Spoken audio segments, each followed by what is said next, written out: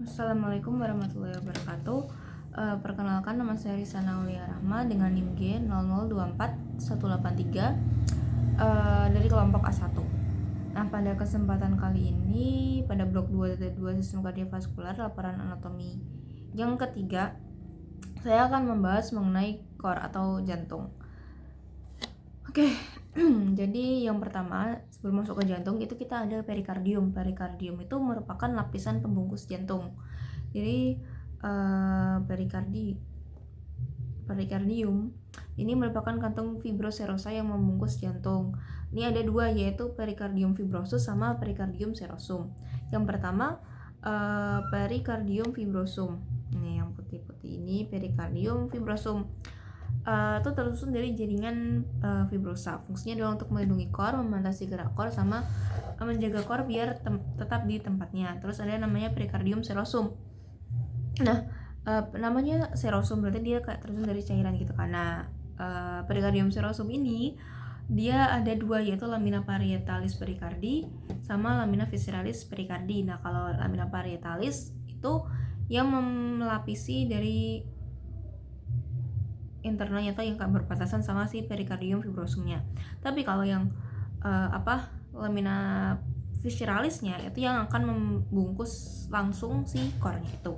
Nah, di antara visceralis sama parietalis ini ada yang namanya cavitas perikardii. Nih, cavitasnya yang hitam-hitam ini. Nah, cavitas perikardii atau cavum perikardii atau cavitas perikardium. Ini tuh bakal berisi cairan serosa atau namanya liquor perikardi. Fungsinya adalah untuk meminimalisasikan gesekan antara core sama perikardium fibrosum. Terus ada sinusnya, sinus perikardi. Itu ada dua sinus, yaitu sinus oblikus perikardi sama sinus transversus perikardi. Kalau oblikus itu kayak yang masuk ke dalam jantung, kalau yang transversus itu yang meninggalkan jantung. Terus ke vaskularisasinya. Nah, kalau dari arterinya sendiri itu arteri pericardiofrenica. Nih. Arteri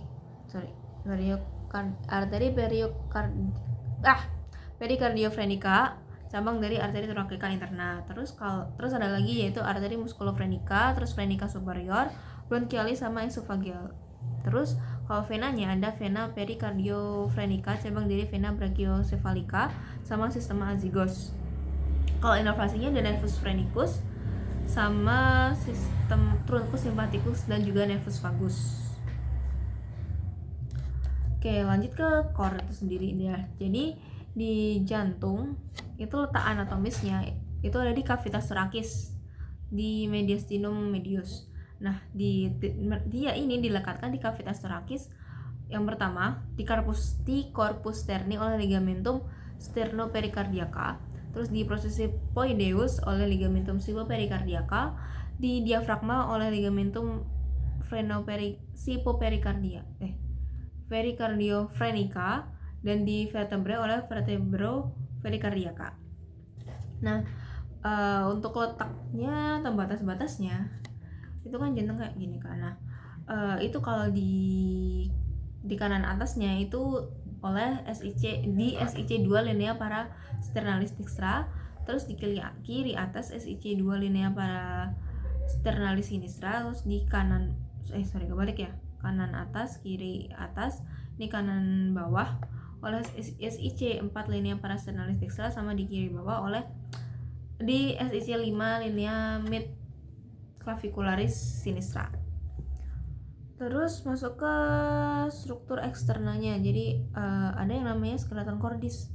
Skeleton cordis ini yang membentuk rangka jantung itu sendiri. Dia ini terdiri dari tiga bangunan, yaitu annulus fibrosus, trigonum fibrosum, sama septum membranaceum. Jadi kalau annulus fibrosus, annulus itu cincin. Jadi ada 4 cincin, yaitu atrioventricularis atrioventricularis sinistra, annulus, terus atrioventricularis dextra, terus ada valva aorta atau annulus valva aorta sama annulus truncus pulmonalis. Terus kalau trigonumnya tuh ada 2, yaitu trigonum fibrosum yang sinistrum sama yang dextrum. Nah, terus lanjut ke bagian dalamnya. Yang pertama ini ada atrium dexter. Nah, kalau di atrium dexter ini tuh ada beberapa bagian, yaitu ada bagian yang halus. Nah, ini halus namanya adalah sinus venarum cavarum. Sinus venarum cavarum. Terus kalau yang kasar oleh musculus pectinati. Terus, nah bagian halus sama kasarnya ini dipisahkan oleh crista terminalis bagian dalam, dan kalau di bagian luar oleh sulcus terminalis. Terus ke ventricle dextra.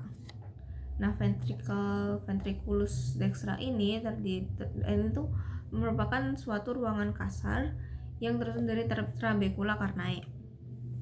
Nah, ada tiga jenis trabecula carnae. Yang pertama ada musculus papillaris, terus ada trabecula septomarginalis yang ada bundle of His, sama ada rigi yang menonjol gitu.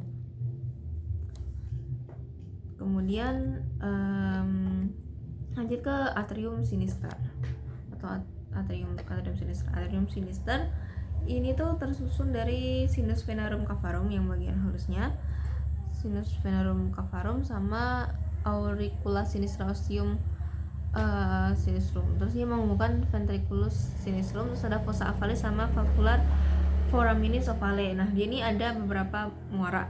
Jadi dia dimuarai oleh yang pertama ada 2 buah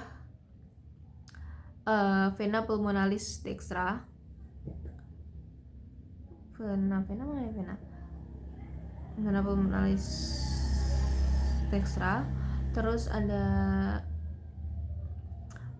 satu buah vena pulmonalis sinistra superior sama 1 buah vena pulmonalis sinistra yang inferior.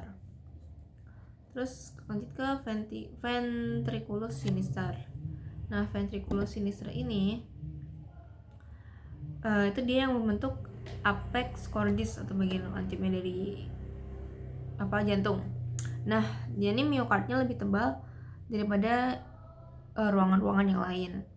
Kenapa? Karena dia yang kayak memompa darah ke seluruh tubuh.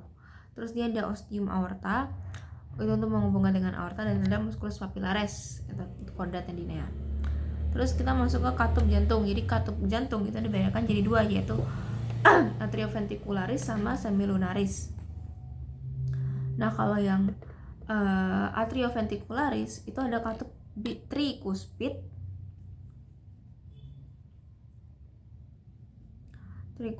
sama bikuspid atau katup mitral. Terus kalau yang valvula semilunaris itu ada valvula semilunar yang pulmonal sama yang